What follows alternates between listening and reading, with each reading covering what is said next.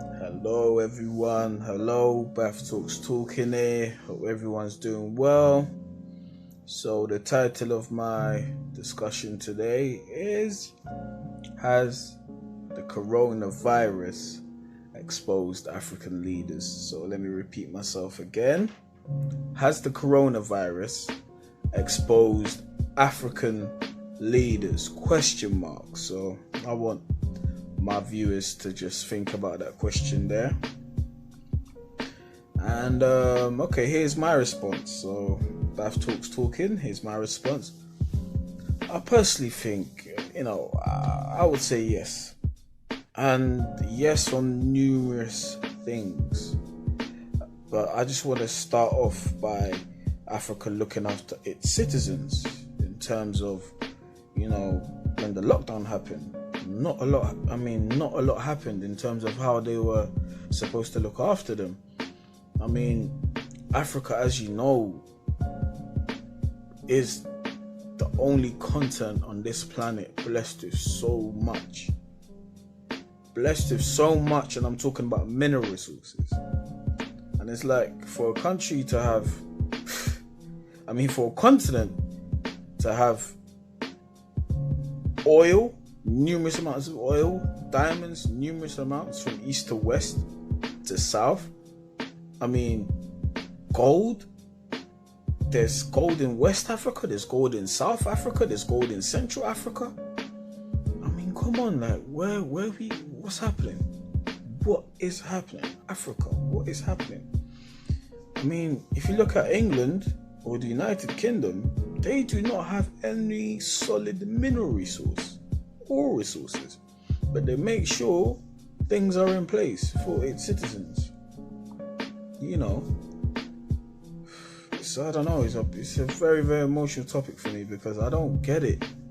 I just don't understand African leaders. Like, what is the problem? Upon all the school, because most African leaders, most African presidents have all gone to school, like in Harvard, they've gone to school, all the top schools in England, Oxford University and so forth, and like, come on, they've been to Cambridge, like, come on, like, you've educated in the West, you've seen how the West move, how they operate. Doesn't that seem to ring a bell when it comes to governing your country? I don't understand. I'm not a politician or anything. I ain't in no political party or nothing. I'm just a free thinker and a free talker. But from what I've been seeing lately, from reading to watching videos to just keeping on top of certain information, it's not looking well. A country like Nigeria, Nigeria is the powerhouse of Africa. Nigeria call themselves the African giant for a reason. 200 million population in one country. 200 million population. Nigeria are, or shall I say, the African China when it comes to masses, when it comes to numbers. I don't even want to talk about Nigerians, let's say, out the country. But in the country, 200 million population. Look at that. But Nigeria itself, the leaders, upon all the oil you've been selling for years, what did you guys do with it? What happened to the money that you guys have generated from it? You couldn't even look after your citizens for 2 weeks. It's a shame. The list goes on. It's not just Nigeria. The list goes on. We can go to Congo. I know Congo's got it's had its problem in its past or in the past, but still, coltan, woof, that's a big mineral resource right there. What did the Congo leaders or the Congo government do for its people? Nothing. The list goes on. We can go to Ghana. Fair play to Akufo-Addo, the president of Ghana. He did fairly make, I heard, electricity and light bill. The electricity / light bill and water bill. If I'm not wrong here, he basically put a percentage on it, so you pay a certain percent or if anything, you don't pay at all. So for 3 months, your water bill, electricity bill is basically free, which that's very good, because you're gonna ease the pressure on the masses when it comes to this lockdown thing, in terms of you still got find money to buy food and all that. And then if you have the pressure of, okay, you're not working no more, no money's coming in, you're still paying water bill and your electricity bill, I'm sure that will build up as well in terms of the pressure. So well done to Akufo-Addo for that. I don't think there was any other African president that did something similar to that. But I mean, come on, like, we need to be setting examples. It's not even just we, the leaders have to be setting an example. Upon all the mineral resources, you couldn't feed its people. That's just appalling. I'm not saying give them money, put the money to one side in terms of making sure that they have something to eat. Come on. It's a joke. So I personally think with this whole coronavirus, it's really exposed African leaders now. As you know,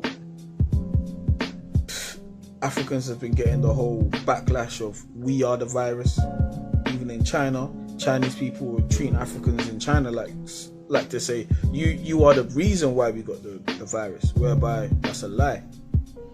So Africa really needs to get it together, and it starts with the leaders. The leaders are not doing its job. They're not doing a good job. And we as a young generation need to look at this and start writing notes. Because we, the young generation, we are the future.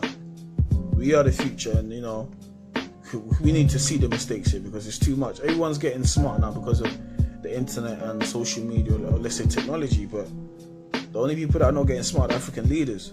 So the main question is, who are the African leaders really working for? Are they working for the people, or are they working for the West? In terms of, the West, as in the powers, the outside powers. I don't get it. Because we should be doing better as a nation, as a colony, as a nation, as a continent. As I said, I don't want to talk about the healthcare, because the healthcare is another thing. But the main thing, the main necessities, feed the people, let them be content. A lot of countries were doing that. All over Europe, they made sure there was a certain need that was met in terms of putting your people first and making sure they got food to eat. England did very well. I don't want to go into it. America as well. I know Donald Trump, he came out to say every American citizen will be, guaranteed $1,000. I mean, no less than $1,000. So, I mean, come on. It does make a difference for you to be at home whereby you're not working. At least there's money in place for you to buy your groceries or whatever. But when it comes to Africa, with all the money and everything we have, I mean, not the money, sorry, all the resources we have. Come on, gold, oil, diamonds. What's really happening? What's really going on? But it's tough, man. I don't know. If Bath Talk's talking here, I'm just in my feelings here. Yeah, sorry if I'm putting some of you off, but I'm just in my feelings here. But I just can't get it. I just can't get it seriously. It's really, really annoying. But African leaders have to get it together, man. Because I don't know. If